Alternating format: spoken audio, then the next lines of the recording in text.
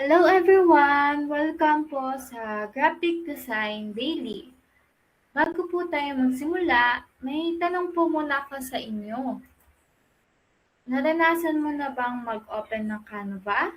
Tapos hindi mo po alam kung saan magsisimula?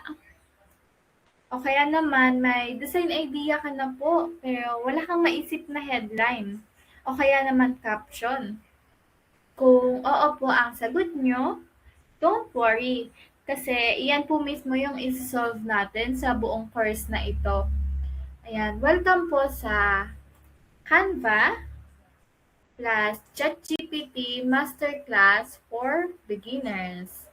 Sa loob ng 10 lessons po na ito, step by step po nating aaralin kung paano gamitin yung Canva at ChatGPT para makagawa po ng professional looking graphics. At ang maganda po dito, hindi lang tayo manonood. Gagawin po natin yung bawat activity ng sabay-sabay. Parang nasa isang workshop tayo. Bago po tayo magsimula, gusto ko pong ipakita sa inyo yung magiging journey natin. Bale, hindi lang po ito isang video lang. Isa po itong complete beginner course. At sa bawat lesson po, ayan, may bagong skill tayong matututunan. At sa bawat project, mas magiging confident po tayo sa paggamit ng Canva at ChatGPT. Kaya sabay-sabay po natin buksan yung ating Canva. Ayan, kung wala ka pa pong Canva account, okay lang. Pwede kang pong gumawa ng free account. Yung Canva po kasi yung magiging design workspace natin. Dito po tayo gagawa ng Facebook ads, flyers, logos, thumbnails, at marami pa pong iba. Pero tandaan, hindi po muna tayo magde-design today. Gusto ko po maging familiar po muna kayo sa tools na gagamitin natin. Which is yung Canva at yung ChatGPT. Ayan, ngayon, buksan po natin yung ating ChatGPT. Ayan. Pero maraming beginners yung nagtatanong, natanong mo na din ba to? Pareho lang po ba yung Canva at ChatGPT? Ang sagot po ay hindi. Magkaiba po yung role nila. At mamaya, ipapakita ko po kung bakit napakalakas nilang gamitin kapag pinagsama. Tignan po natin kung ano yung kayang gawin ni ChatGPT. Ayan, halimbawa, may pizza restaurant kayo at gusto nating gumawa ng Facebook advertisement. Imbis na tayo yung mag-isip mula sa zero, pwede po tayong humingi ng ideas kay ChatGPT. Pwede po nating i-type itong prompt. Give me 5 Facebook advertisement ideas for a pizza restaurant. And type send.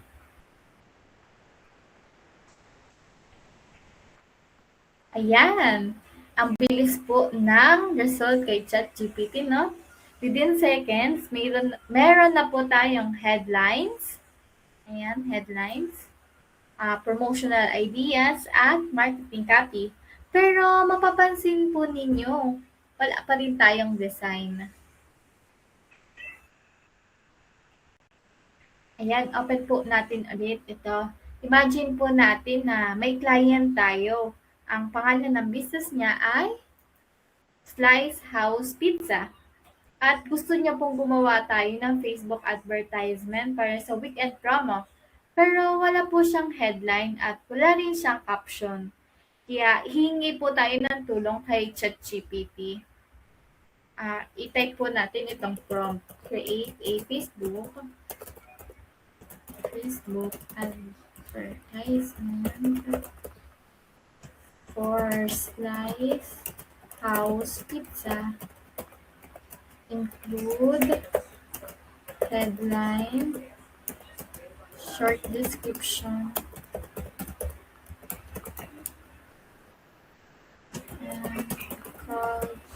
action, and present.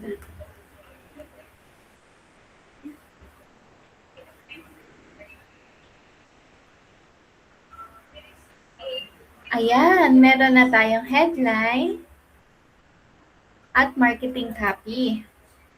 Pero tanong, Facebook ad na po ba ito? Ayan, hindi pa po. Text pa lang ito. Ayan, kaya ngayon, lipat naman po tayo sa Canva. Dito po natin gagawing visual yung content na ginawa ni ChatGPT. Tandaan po, hindi si ChatGPT ang gumawa ng design. Siya po yung tumulong gumawa ng content. Pero tayo pa rin yung designer. Ayan, paste. Mag-create po tayo ng yung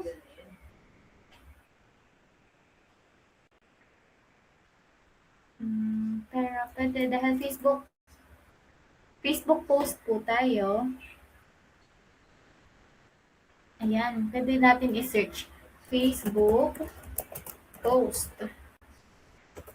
And then, pwede po tayong mamili ng simple template dito.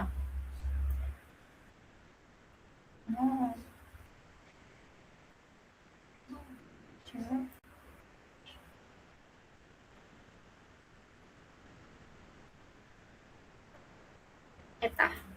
Ito po yung napili kang template.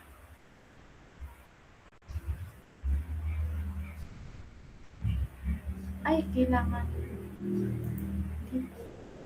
Ano siya? Ito na lang po.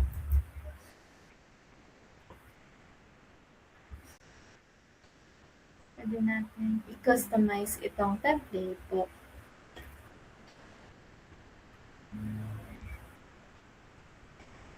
Paste po natin yung headline. Unahin natin itong headline. Copy.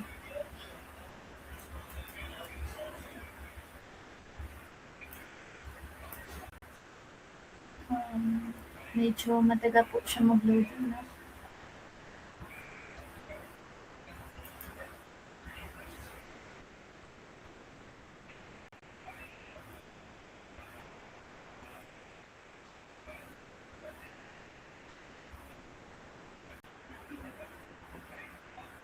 Ayan, balikan po natin.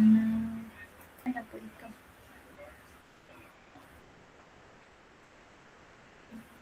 Yan lang siya.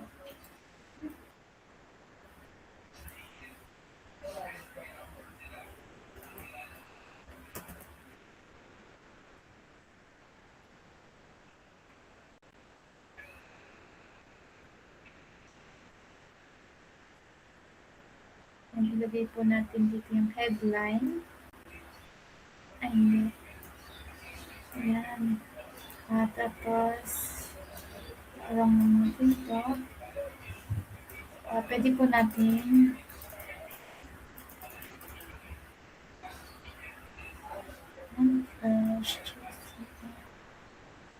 ano po?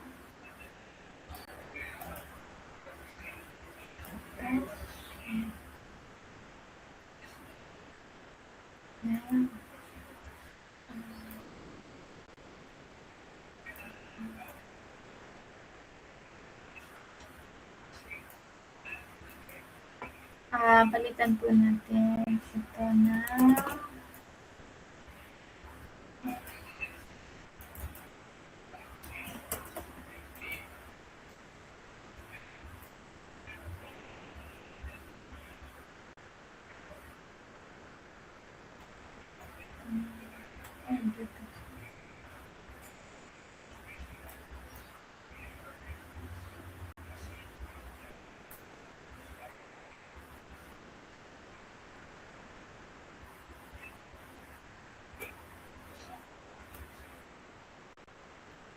palitan din po natin yung larawan para tugma.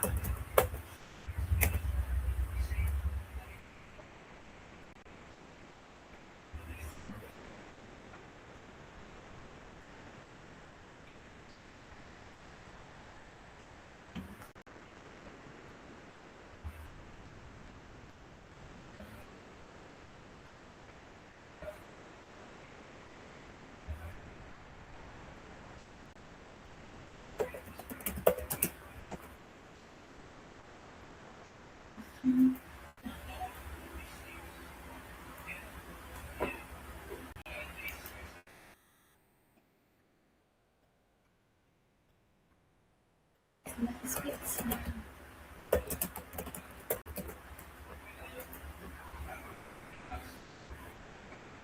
Pwede po natin i-upload yung dinownload nating image kanina. Ito po.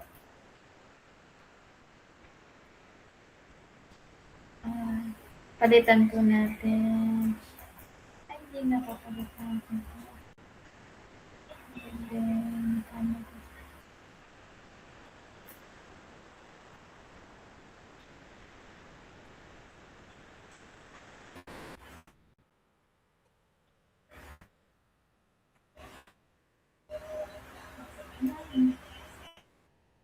tapos, ano,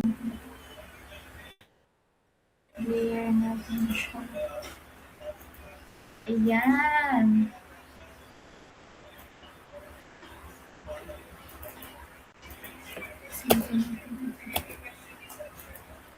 Ito po yung pizza name.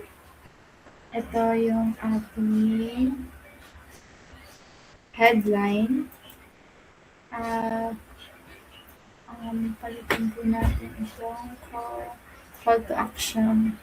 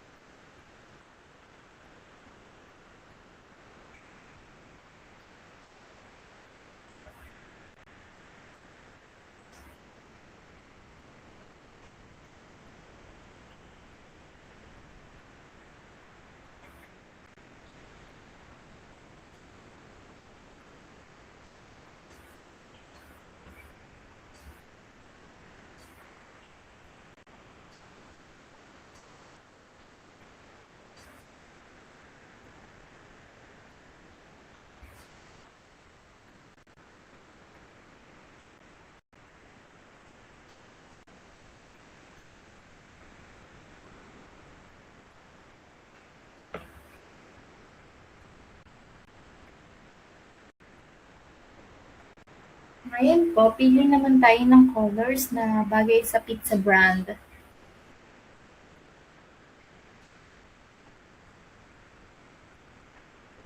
Ang ganda, red siya. Red.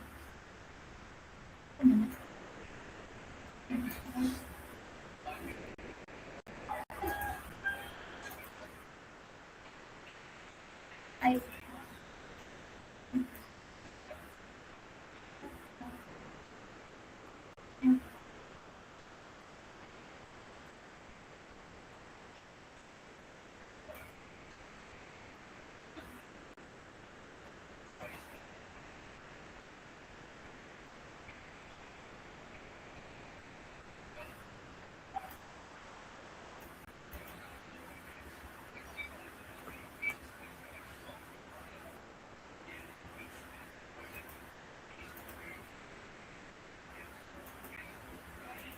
hindi siya. White pa din.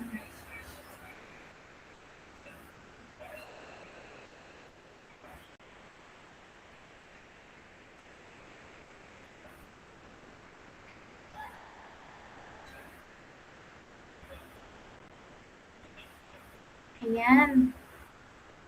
Tapos na po natin gumawa. Napansin niyo po, si ChatGPT yung tumulong gumawa ng words.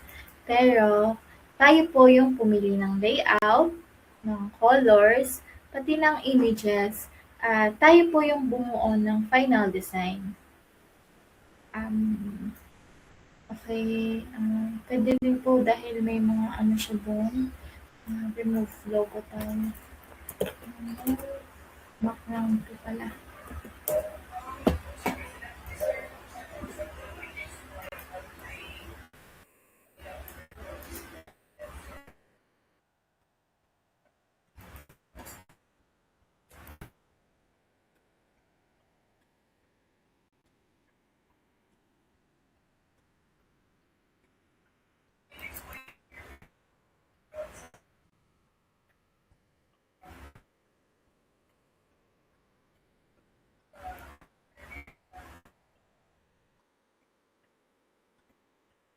Palitan ko lang po muna ulit ito without the logo.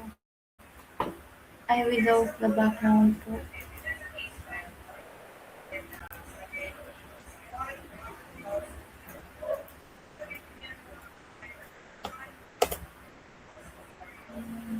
Upload po ulit tayo ng files. And then, ayan.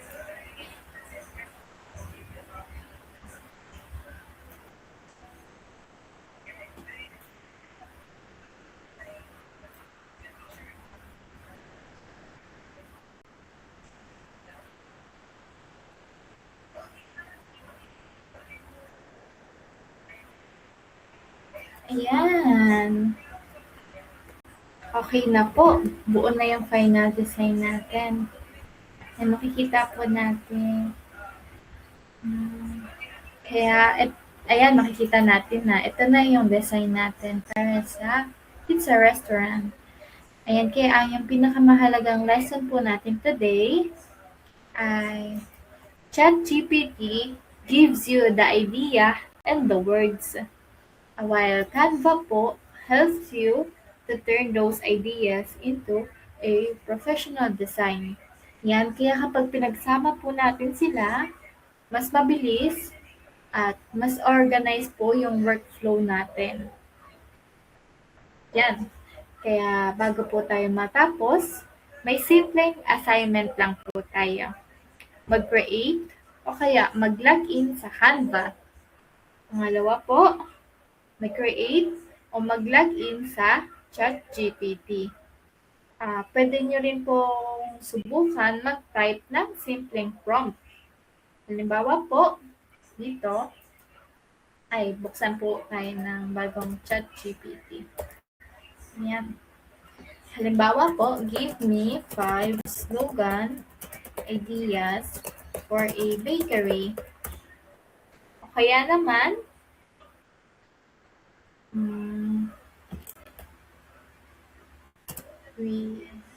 pwede po include headlines, katulad kanina. Ano pa po yun? Headlines, short description,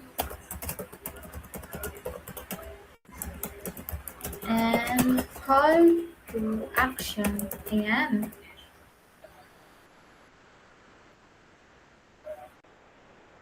Pwede po natin yung gawin. Huwag po kayong mag-alala kung hindi pa po magiging perfect yung result. Kaya sa next lesson naman po, tuturuan ko kayo kung paano gumawa ng mas malinaw at mas effective na prompts. Kaya congratulations po! Ayan. Natapos po natin yung unang lesson.